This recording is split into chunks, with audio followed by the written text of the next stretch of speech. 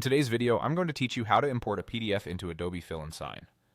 This quick walkthrough is perfect if you want to add text or a signature to a document right from your web browser without installing anything.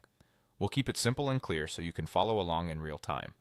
First, open your preferred web browser and navigate to the Adobe Acrobat Online Fill and Sign tool. You'll know you're in the right place when you see Adobe's official site and a page dedicated to filling and signing PDFs in the browser. It's a good idea to make sure your internet connection is stable since you'll be uploading a file. If you keep your PDF handy on your desktop or in an easy-to-find folder, this part will be even smoother. Once you're on the Fill and Sign page, look for the option that says Select a File. Clicking this will open your computer's file picker so you can browse to your PDF and choose it.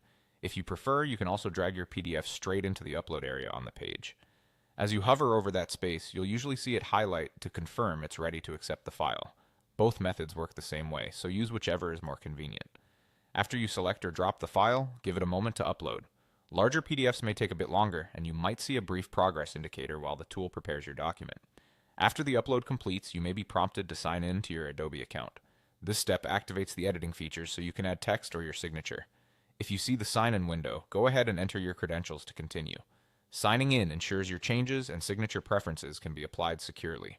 Once you're signed in, the Fill and Sign interface will load your PDF and you'll be ready to start typing into fields or placing your signature where it needs to go. That's all there is to importing your PDF. Head to the Adobe Acrobat Online Fill and Sign page, select or drag your file into the upload area, and sign in if prompted so you can begin adding text or your signature. If the file doesn't upload, double check that it's a PDF and try again. And if the sign-in window doesn't appear, make sure your browser isn't blocking it.